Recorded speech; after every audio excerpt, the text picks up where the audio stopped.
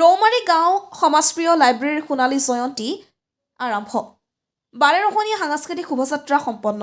বৰপেটা জিলাৰ চেঙা ৰাজহ চক্ৰৰ অন্তৰ্গত ৰৌমাৰী গাঁওস্থিত ৰৌমাৰী গাঁও সমাজপ্ৰিয় লাইব্ৰেৰীৰ সোণালী জয়ন্তী বুধবাৰৰ পৰা 5 দিনীয়াকৈ বিভিন্ন কাৰ্যসূচীৰে অনুষ্ঠিত হৈছে। প্ৰথম দিনৰ 11 বজাত অনুষ্ঠিত হয় 12ৰখনীয়া সাংস্কৃতিক শোভাযাত্ৰা।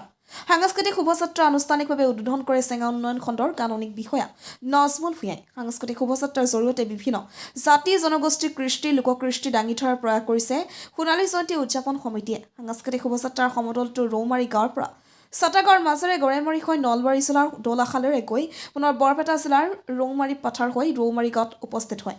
শোভাযাত্ৰাৰ পূৰ্বে পতাকা উত্তোলন কৰে দক্ষিণ পশ্চিম ৰৌমাৰী পথাৰ প্ৰাথমিক বিদ্যালয়ৰ প্ৰধান শিক্ষক চৈকত আলীয়ে। স্মৃতি তৰ্পণ কৰে 120 নম্বৰ ৰৌমাৰী গাঁও প্ৰাথমিক বিদ্যালয়ৰ সহকাৰী শিক্ষক অৱনী পাটোৱাৰীয়ে। সোণালী জয়ন্তীৰ প্ৰতিটো কাৰ্যসূচীতে ৰাইজৰ সহায় সহযোগিতাৰ উপস্থিতি কামনা কৰিছে উদযাপন সমিতিৰ সভাপতি সাধাৰণ সম্পাদক ক্ৰমে জাহিদুল ইছলাম আৰু ৰফিকুল ইছলামে। মুকালমুৱাৰ পৰা সুৰজিত পাঠকৰ report, north east frontier news. আপোনালোকৰ আগত আমি ক'বলৈ পাই সুখী হৈছোঁ যে আমাৰ আজি 4 তাৰিখৰ পৰা 8 তাৰিখলৈ আমাৰ 12 অনুষ্ঠান লৈ আমাৰ সোণালী জয়ন্তী উদযাপন আমি সমিতিৰ পৰা কৰিবলৈ ওলাইছোঁ। গতিকে এই ক্ষেত্ৰত আমাৰ বহুত ধৰণৰ কাৰ্যসূচী আমাৰ ইয়াতে অংশগ্ৰহণ কৰা আছে।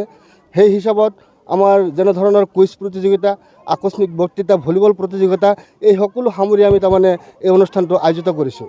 গতিকে এই অনুষ্ঠানটোত আমাৰ এলেকাধীন আমাৰ চাৰিও অঞ্চলৰ ৰাইজসকলক আমি অনুৰোধ জনাইছোঁ যাতে আমাৰ এই অনুষ্ঠানত সকলোৱে ৰাইজে সহায় সহযোগ কৰিব আৰু সহযোগ কৰি আমাক এই অনুষ্ঠানটো আগবঢ়াই নিয়াৰ ক্ষেত্ৰত আমাক সহযোগ কৰিব বুলি আমি ৰাইজৰ ওচৰত আমি কামনা কৰিছোঁ। ৰৌমাৰী এখন অতি পুৰণি গাঁও।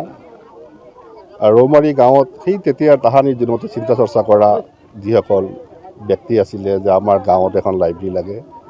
আজি দেখি আজি দেখা গ'ল যে সেই লাইব্ৰেৰী আজি 50 বছৰ আৰু এইটো গৌৰৱ পূৰ্ণ কৰিলে আৰু এইটো গৌৰৱৰ কথা। গতিকে যিসকল মহান ব্যক্তিয়ে এই অনুষ্ঠানটো কৰিছিলে আৰু আজিলৈকে তেওঁলোকে এই বস্তুটো বাহাল ৰাখিছে, গতিকে মই আটাইলৈকে মোৰ তৰফৰ পৰা তেওঁলোকৰ প্ৰতি সমূহ প্ৰতিবাদ জনাইছোঁ। আৰু তেওঁলোকৰ এই সোণালী জয়ন্তী আজি যি শোভাযাত্ৰা আছিলে, শোভাযাত্ৰাৰ উদ্বোধক আছিলে আমাৰ খণ্ড উন্নয়ন বিষয়া ডাঙৰীয়া, যে তেখেতৰ বিশেষ এখন সভা থকাৰ বাবে মই আহিব লগা হ'ল উদ্বোধন কৰাৰ বাবে।